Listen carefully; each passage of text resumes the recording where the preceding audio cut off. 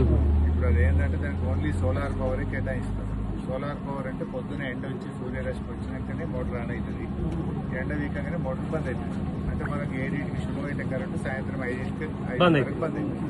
ఇక గంటే కరెంట్ రైతు అంటే 8 గంటలు 7-8 గంటలు మా పప్పులు పెట్టి రాదు. ఇక వాడు రైతు అన్నటువంటి కథ పట్టుంటే ఉంటాడు. ఇవాళ ఎవరో కలిసింది మాజీ సర్పంచ్ ఆంజనేయులు గౌడ్ అని కొడుకు పైలట్ చదువుతాడు. అది ఫీజు కట్టాలి జాగా ఉందామంటే కూడా కొట్టలేడు సార్. అప్పుడు మన గవర్నమెంట్లో 50కి పోయింది, 30కి ఇస్తాంటే కూడా కొట్టలేడు. నా కొడుకు ఫీజు కట్టాలి సార్, నువ్వు కొనుక్కో అంటున్నాను. నేను అనుకుంటున్నా అంటే మరి ఎట్లా సార్ నా కొడుకు ఫీజు కట్టాలంటే ఆంజనేయులు గౌడ్ కొల్లూరు సర్పంచ్ మాజీ సర్పంచ్ పరిస్థితి జాగలేటే మినిమం కోటి ఉండే అన్న ఏరియా కూడా లోపలికి కూడా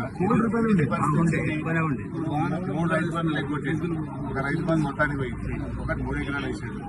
ఇది తప్ప 2 ఎకరాలు అది వాడు సిద్దిపేటకి వస్తే మనం దిట్టంగా నేను గట్టిగా మన గవర్నమెంట్ ఒక 50 ఎకరాలు కూడా నెల ఇప్పుడు యూరియాకి తిప్పవచ్చు. యూరియా పోయింది. ఇప్పుడు పంట అమ్ముకోవడానికి తిప్పలేదు. ఏది చూడు ప్రతి ఒక్కదానికి తిప్పలేదు. పంట వండించుడు అలకముంది, అమ్ముకుని తిప్పలేదు. మళ్ళీ ఏ గ్రేడ్ పెట్టితే బంద్ చేశారు చూసారా. మన మొత్తం మన గవర్నమెంట్ ఉండగా ఏ గ్రేడే పెట్టింది. ఇప్పుడు ఏ గ్రేడ్ బంద్ పెట్టేసి కటింగ్ పెట్టారు.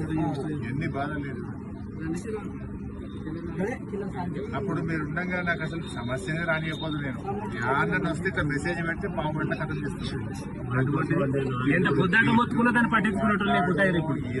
దొరకపోతుంది మనవాడంటే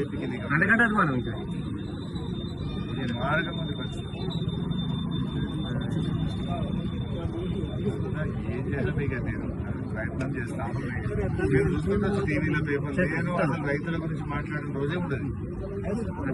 ప్రతి రోజు మాట్లాడుతున్నాను.